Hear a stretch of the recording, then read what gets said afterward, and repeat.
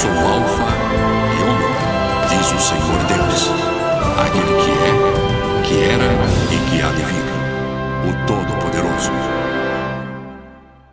Aleluia, louvado seja o nosso Deus por este sábado, dia 16 de outubro de 2021. Agradecemos ao Senhor pela vida, pela paz, pelo amor, pela graça da salvação, pela plenitude do Espírito Santo que Ele nos concede por meio de Cristo Jesus. Ao Senhor toda a glória, toda a honra e todo o louvor.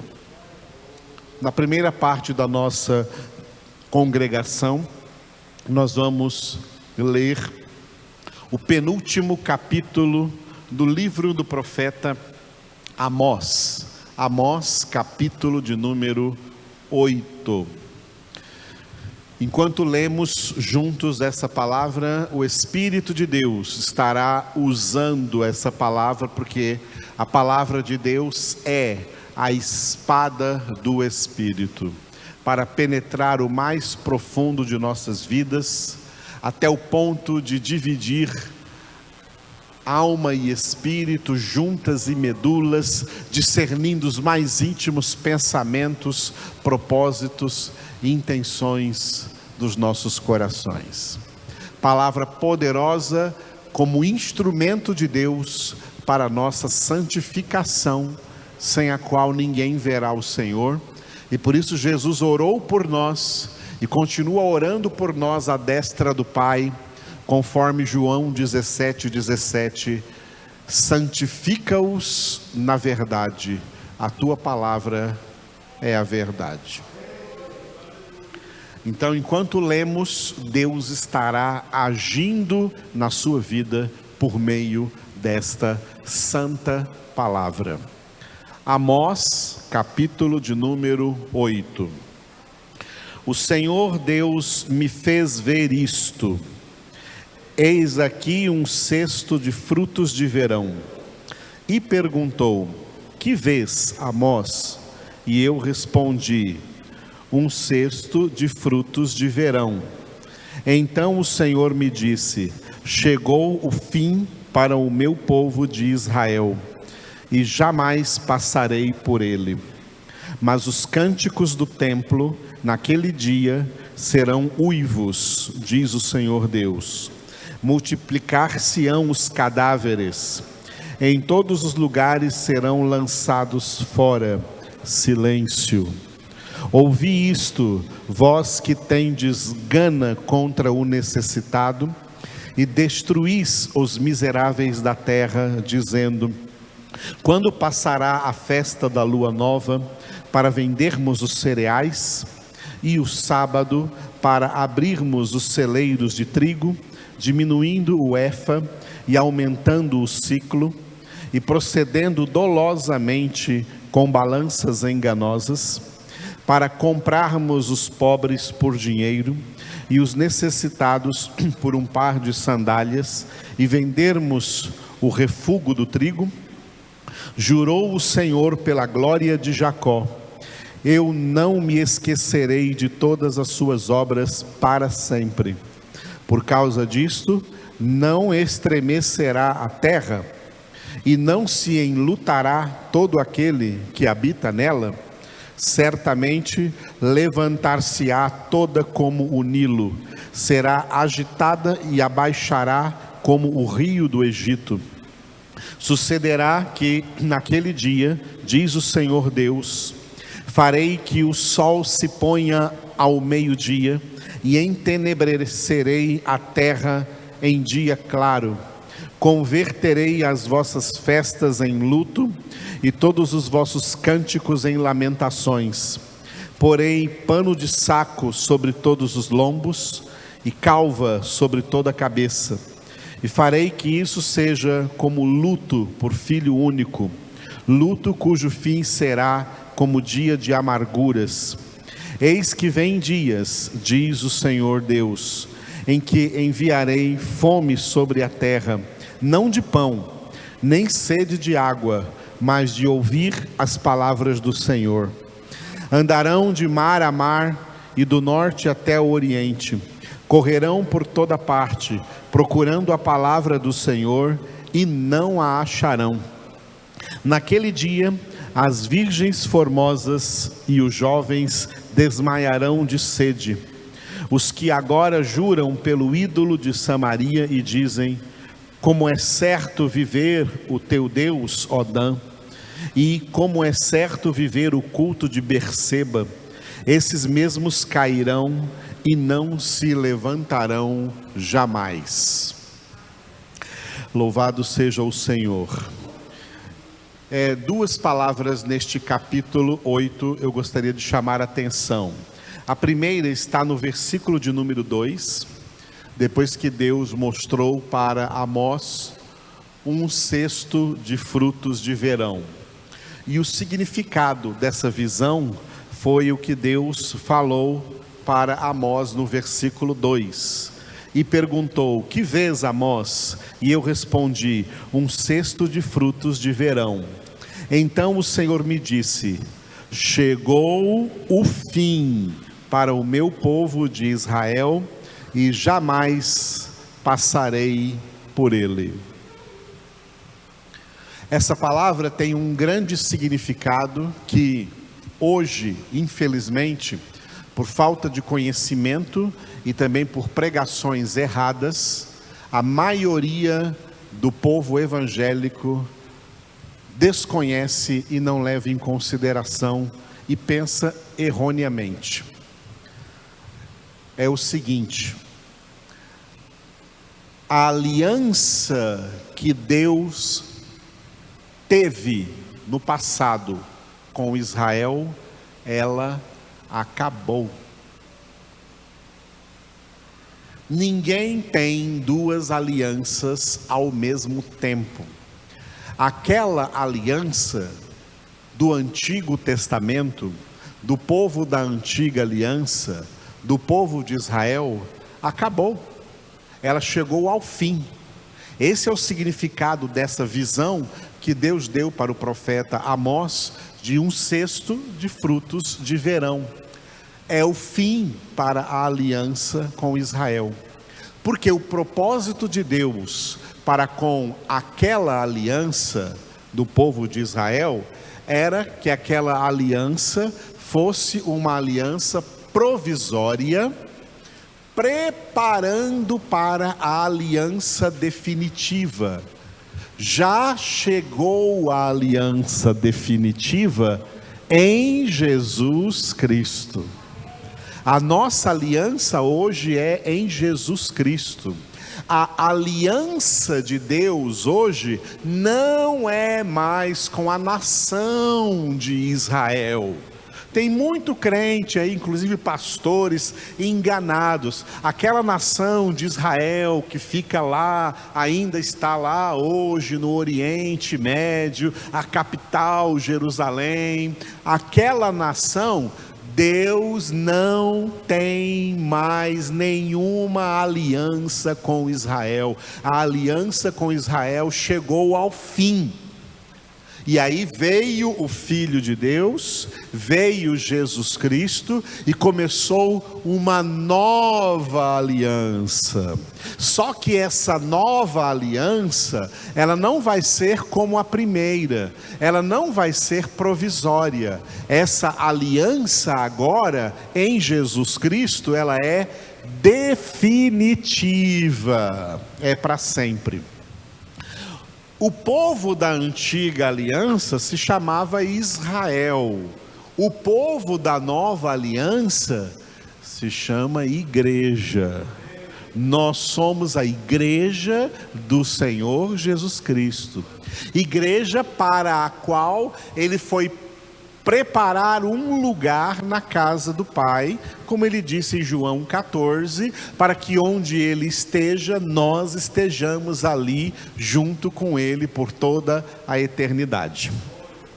Para explicar isso melhor, eu vou usar duas árvores.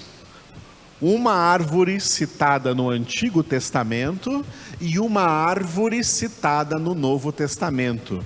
Essas duas alianças foram comparadas a essas duas árvores. No Antigo Testamento, a árvore é uma vinha, a vinha do Senhor, a vinha do Senhor. Depois você leia em sua casa Isaías capítulo de número 5. E lá em Isaías capítulo de número 5 tem o cântico do amado para acerca da sua vinha. O meu amado preparou uma vinha, escolheu as melhores sementes, preparou o terreno para plantar essa vinha, cercou com uma sebe, uma cerca de proteção para ninguém roubar, assaltar aquela vinha.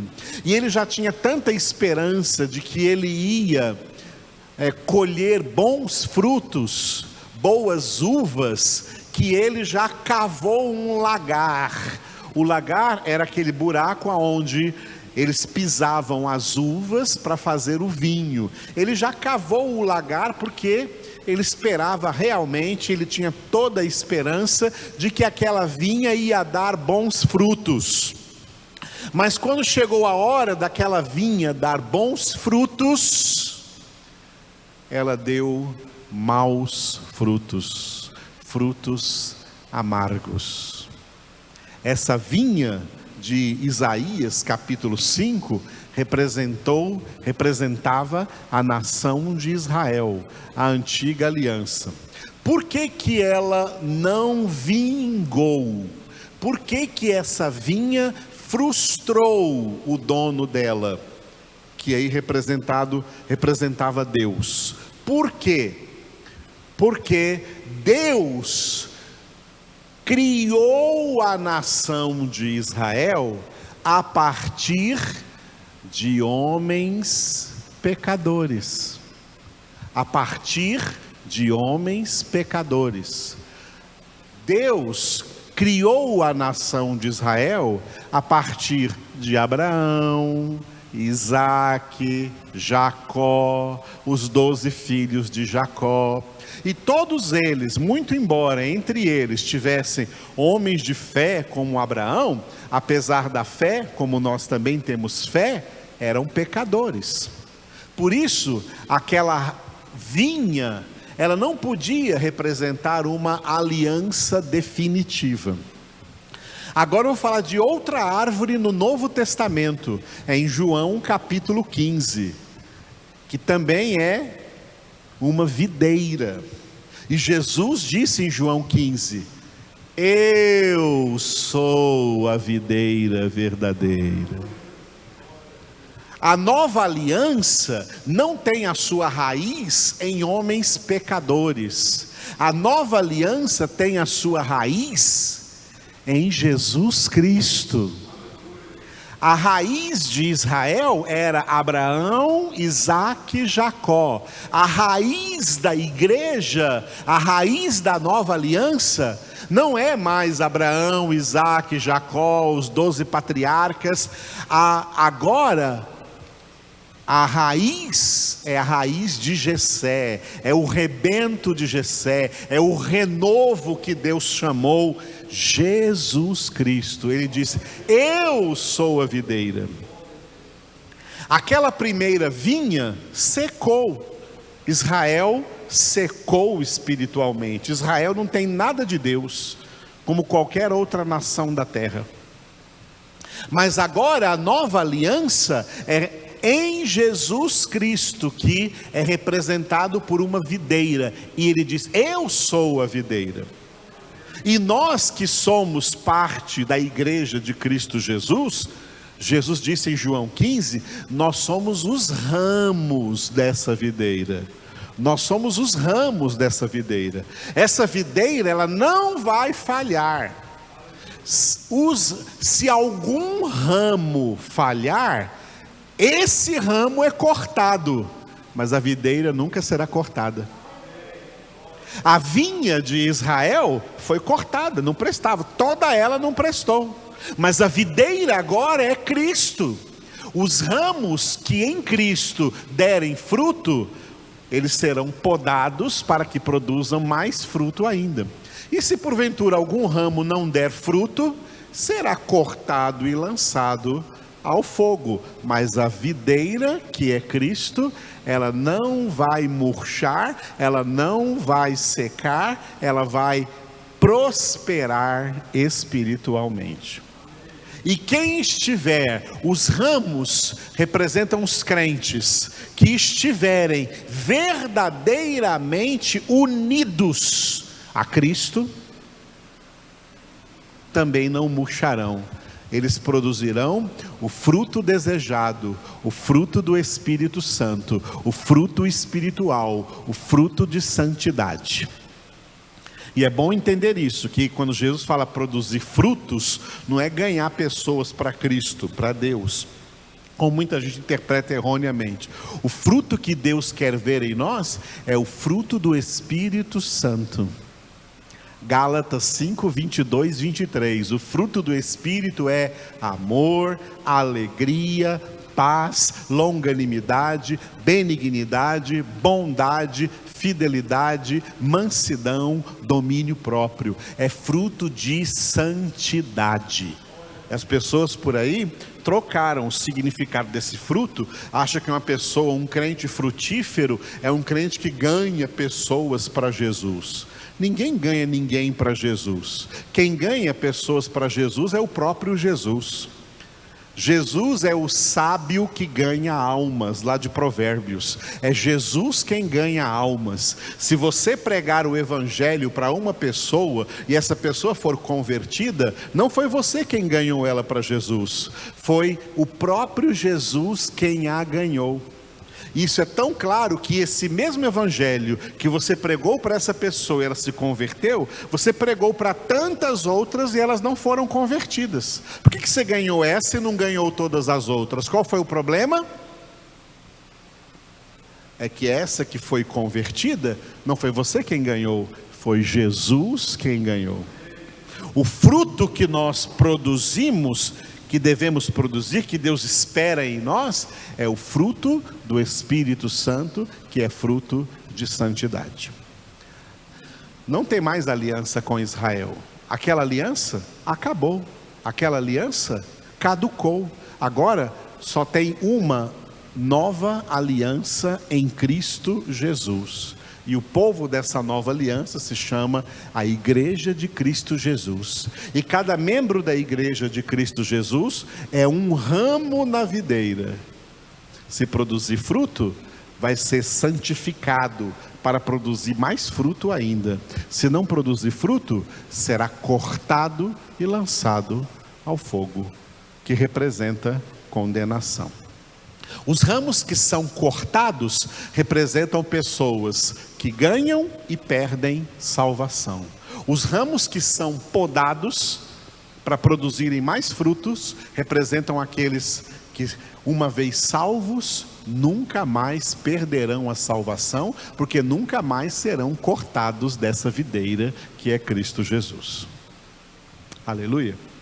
Muito bem, a segunda parte que eu gostaria de falar aqui nesse capítulo 8 de Amós, é os dois versículos 11 e 12, versículos 11 e 12. Eis que vem dias, diz o Senhor, Deus, em que enviarei fome sobre a terra, não de pão, nem sede de água, mas de ouvir as palavras do Senhor. Andarão de mar a mar e do norte até ao oriente, correrão por toda parte procurando a palavra do Senhor e não a acharão. Esse texto já se cumpriu em dois momentos da história passada. Primeiro momento, quando o povo de Israel foi levado para o cativeiro babilônico e lá ficou por 70 anos, sem poder estar no templo de Jerusalém, ouvindo a palavra de Deus, e lá na Babilônia eles não ouviram a palavra de Deus esse tempo todo. não tinham como cultuar na Babilônia. Tem um salmo que diz: os babilônicos falavam para eles cantarem um dos cânticos de Sião, e eles falavam assim: como cantaremos um cântico do Senhor em terra estranha? Lá eles sentiram falta da palavra de Deus, e eles foram levados para o cativeiro porque eles negligenciaram a palavra de Deus. Esse foi o primeiro momento histórico em que isso se cumpriu, o cativeiro babilônico. O segundo momento histórico em que isso se cumpriu foi depois do profeta Malaquias. O profeta Malaquias foi o último profeta da antiga aliança que escreveu aqui na Bíblia. Por isso que você lê o Antigo Testamento, o último profeta, o último livro é o livro do profeta Malaquias.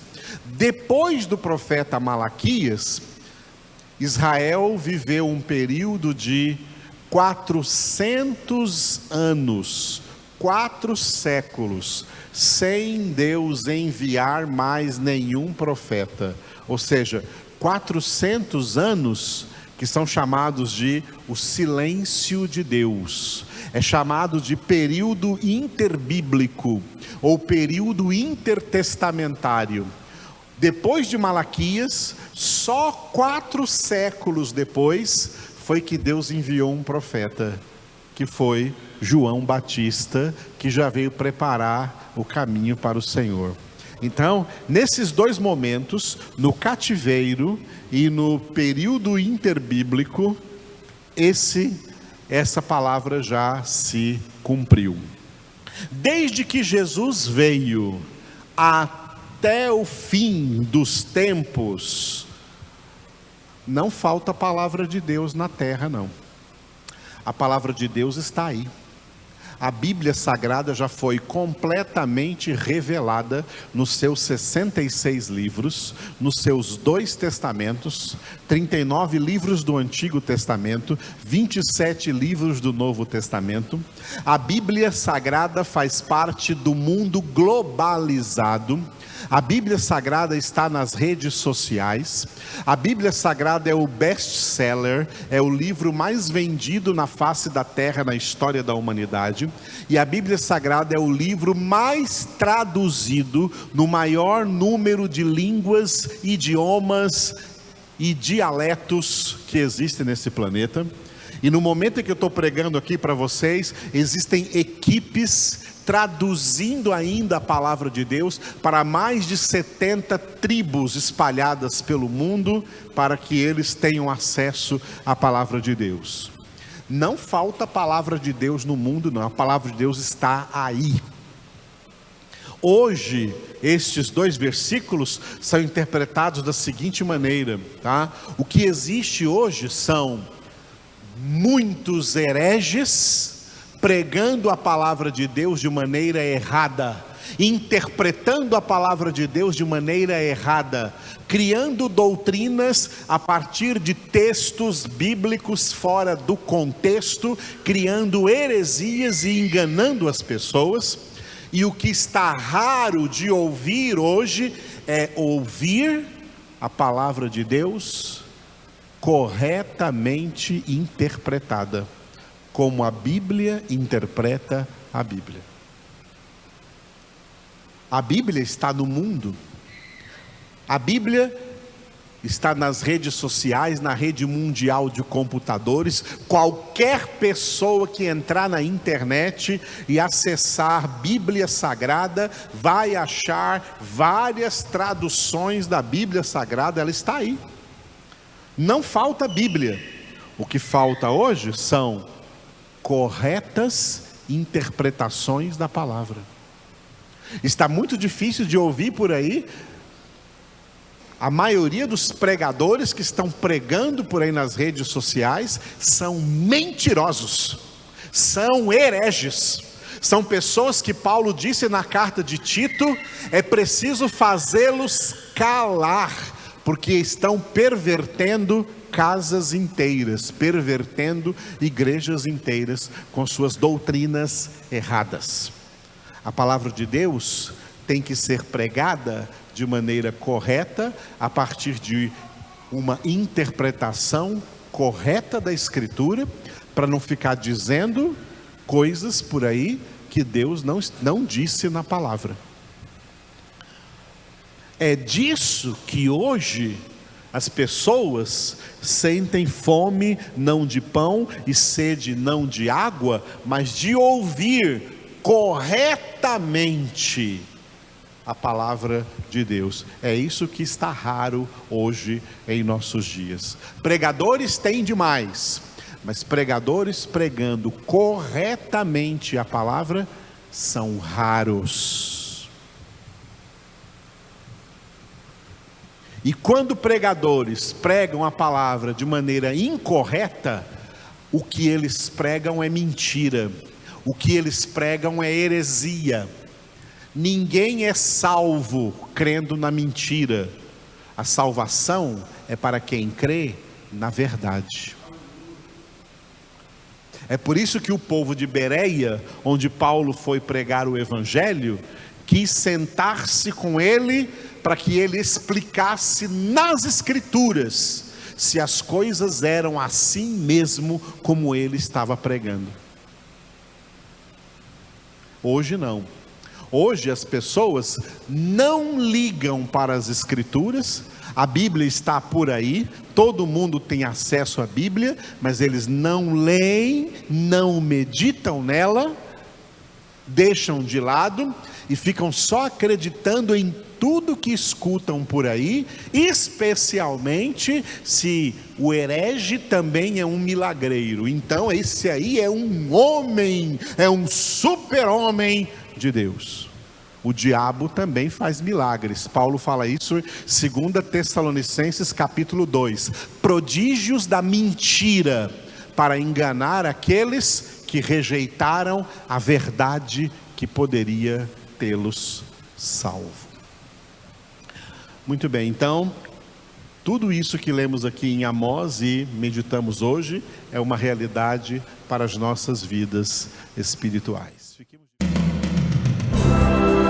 Eu sou o Alfa e Ômega, diz o Senhor Deus, aquele que é, que era e que há de vir, o Todo-Poderoso.